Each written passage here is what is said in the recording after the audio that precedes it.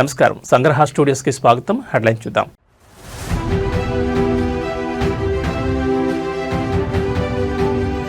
మంత్రులతో సీఎం రేవంత్ కీలక సమావేశం. మున్సిపల్ ఎన్నికలపై ప్రధానంగా చర్చ.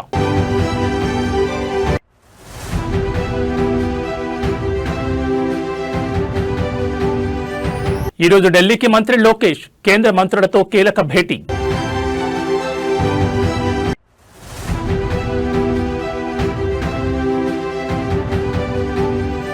రైల్వే కోడూరుకు జనసేన త్రిసభ్య కమిటీ. 8 రోజులుగా అజ్ఞాతంలో ఉన్న ఎమ్మెల్యే శ్రీధర్.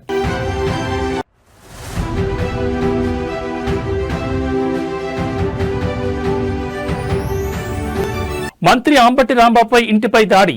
ఎమ్మెల్యే గల్లా మాధవ్ సహా 31 మందిపై కేసు నమోదు.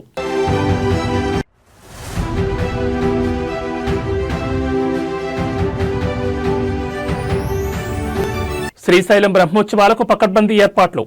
అధికారులతో జిల్లా కలెక్టర్ ఎస్పీ సమీక్ష.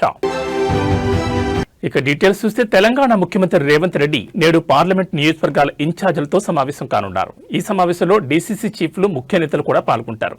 మున్సిపల్ ఎన్నికలపై ప్రధానంగా చర్చించనున్నారు. నేటితో నామినేషన్ల ఉపసంహరణ గడువు ముగియనుంది. రాష్ట్రంలోని 116 మున్సిపాలిటీలు, 7 కార్పొరేషన్లకు సంబంధించి నేతలకు దిశానిర్దేశం చేయనున్నారు. అభ్యర్థులకు ఇప్పటికే బీఫారాలు అందజేయాలని నిర్ణయించారు. రెబల్స్ కు ఆయన స్వయంగా హామీ ఇచ్చే అవకాశం ఉంది. రేపటి నుంచి రేవంత్ రెడ్డి జిల్లాల పర్యటన కొనసాగుతుంది. ఎన్నికల ప్రచారంతో పాటు హామీలు ఇవ్వడం, గత 2.5 ఏళ్లుగా ప్రభుత్వం అమలు చేస్తున్న సంక్షేమ పథకాలను, చేసిన అభివృద్ధిని వివరించనున్నారు. రేపటి నుంచి ముఖ్యమంత్రి జిల్లాల పర్యటన ఉండనుంది. రేపు మిర్యాలగూడలోని 5వ తేదీన చొప్పదండి, 6వ తేదీన నిజామాబాద్ రూరల్, 7వ తేదీన పరిగి, 8వ తేదీన భూపాల్పల్లి, 9న మెదక్లో రేవంత్ రెడ్డి ఎన్నికల ప్రచార సభల్లో పాల్గొంటారు.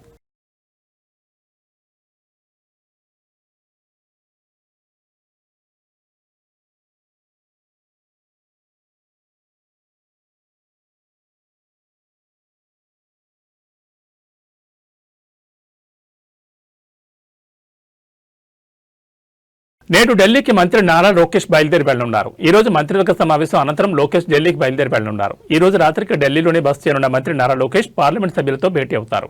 రేపు ఉదయం పార్లమెంటుకు మంత్రి నారా లోకేష్ వెళ్లనున్నారు.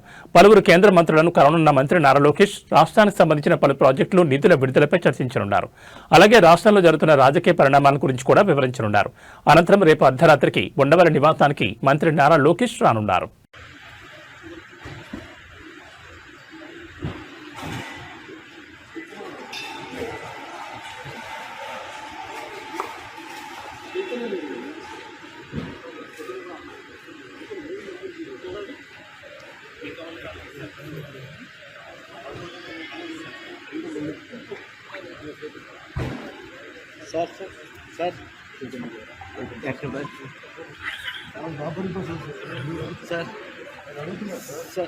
నేడు రైల్వే కోడూరు జనసేన ఎమ్మెల్యే అరవ శ్రీధర్పై పార్టీ నియమించిన కమిటీ విచారణ జరగనుంది. ఈ రోజు విచారణ కమిటీ ఎదుటకు హాజరు కావాలని అరవ శ్రీధర్ను ఆదేశించింది.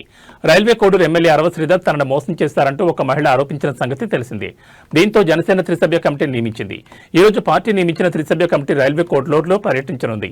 అయితే ఇప్పటి వరకు అజ్ఞాతంలో ఉన్న అరవ శ్రీధర్ త్రిసభ్య కమిటీ ఎదుట హాజరవుతారా లేక హాజరు కారా అన్నది చూడాలి. అయితే ఆయన హాజరుతో సంబంధం లేకుండా నేడు రైల్వే కోడూరులో ఈ వ్యవహారంపై త్రిసభ్య కమిటీ విచారించనుంది.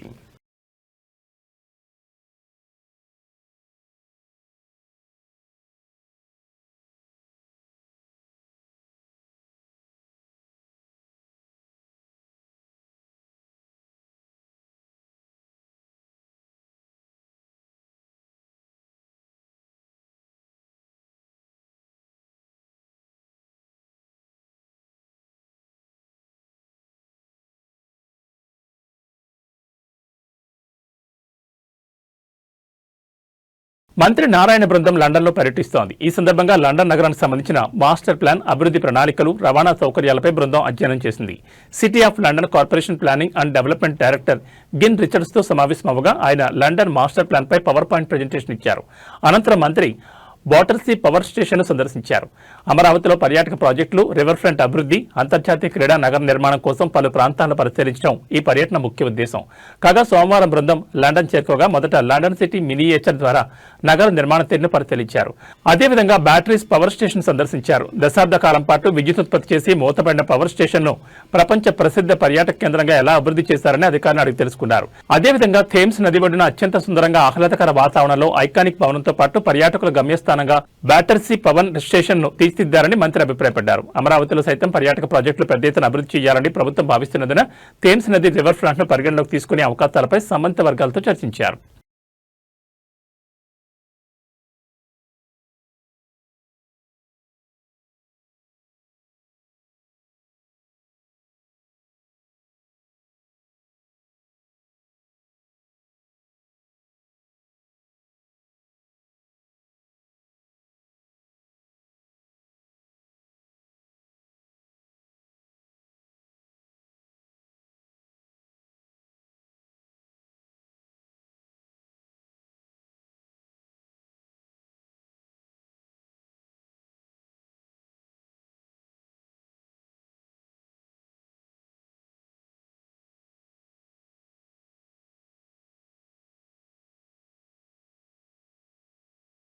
ఆంధ్రప్రదేశ్ మాజీ ముఖ్యమంత్రి వైఎస్ జగన్ రేపు గుంటూరు, విజయవాడలో పర్యటించనున్నారు. మాజీ మంత్రులు అంబటి రాంబాబు, జోగి రమేష్ కుటుంబ సభ్యులను పరామర్శిస్తారు. రేపు గుంటూరులోని అంబటి రాంబాబు నివాసానికి జగన్ చేరుకుంటారు. అక్కడ టీడీపీ శ్రేణుల దాడికి గురైన ప్రాంతాన్ని పరిశీలించనున్నారు. అనంతరం అంబటి రాంబాబు భార్య, కుటుంబ సభ్యులతో మాట్లాడతారు. అనంతరం ఇబ్రహీంపట్నంకు మాజీ ముఖ్యమంత్రి వైఎస్ జగన్ చేరుకుంటారు. జోగి రమేష్ ఇంటిపై పెట్రోల్ బాంబులు విసరడంతో పాటు బీభత్సం చేయడంతో ఆ కుటుంబాన్ని కూడా జగన్ పరామర్శిస్తారు. పార్టీ అండగా ఉంటుందని భరోసా ఇవ్వనున్నారు. ఇప్పటికే ఈ రెండు కుటుంబాలను వైసీపీ నేతలు పరామర్శించారు. అక్కడ పరిస్థితులను చూసి జగన్ తెలియజేశారు. ఘటన జరిగిన వెంటనే అంబటి, జోగి రమేష్ లకు ఫోన్ చేసి జగన్ పరామర్శించారు.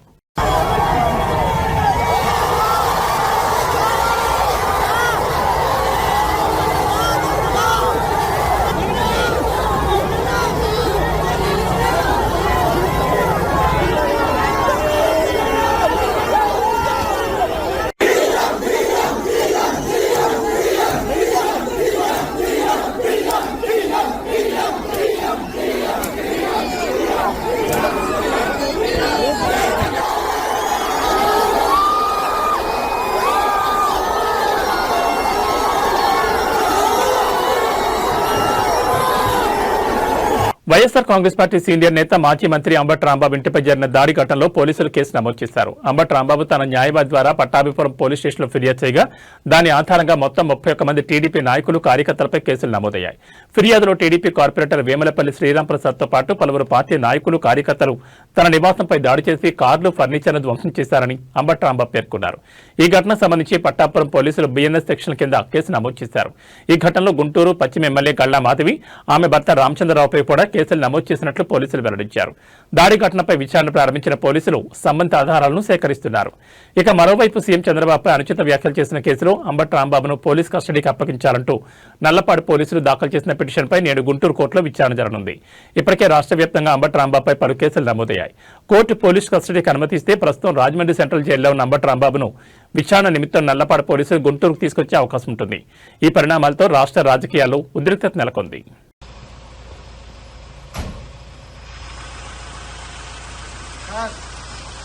అయిపోయింది.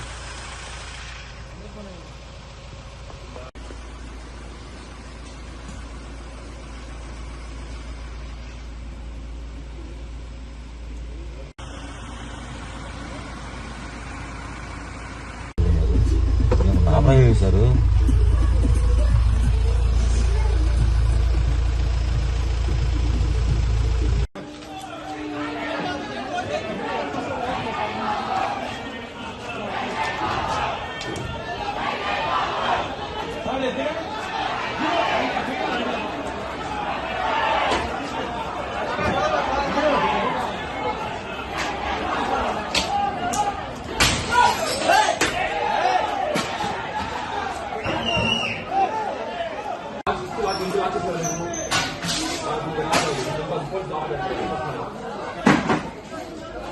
మొత్తం నీటి తీయనమ్మాయి ఐఫోన్లు ఎన్నిది కింద 6 మొత్తం కూడా మొత్తం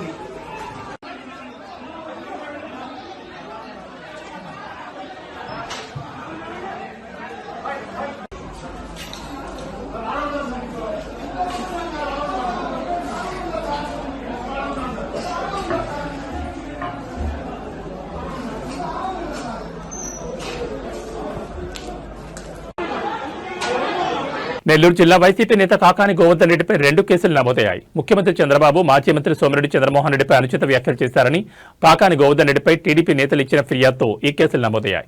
తిరుమల లడ్డు వ్యవహారంలో అనుచిత వ్యాఖ్యలు చేశారంటూ ఆయనపై 2 పోలీస్ స్టేషన్లో కేసులు నమోదయ్యాయి. కాకాని గోవర్ధన్ రెడ్డి తిరుమల లడ్డు వ్యవహారంలో ప్రభుత్వ వైఖరిని చంద్రబాబును తప్పుపట్టడమే కాకుండా సోమిరెడ్డి చంద్రమోహన్ రెడ్డి విషయంలోనూ అనుచిత వ్యాఖ్యలు చేశారంటూ ఆయనపై స్థానిక టీడీపీ నేతలు ఫిర్యాదులు చేశారు. దీంతో పోలీసులు కేసు నమోదు చేసుకుని దర్యాప్తు చేస్తున్నారు. మరోవైపు ఈ కేసులకు తాను భయపడబోనని కాకాని గోవర్ధన్ రెడ్డి తెలిపారు.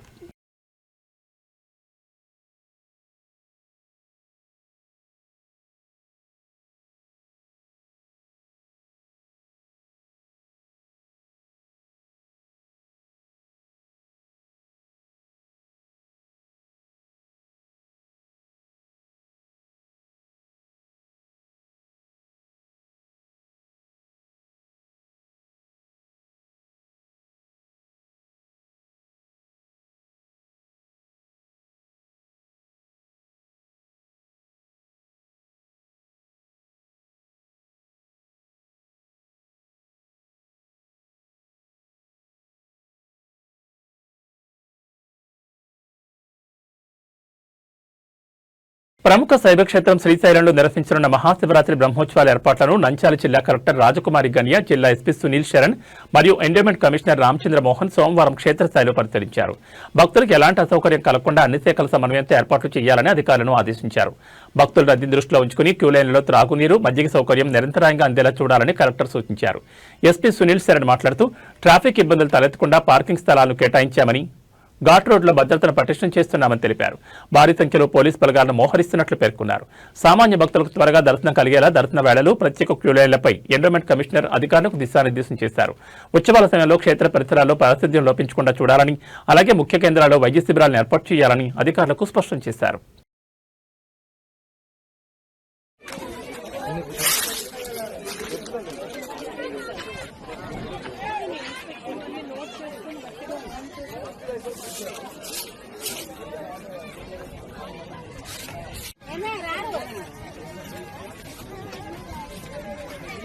Chen?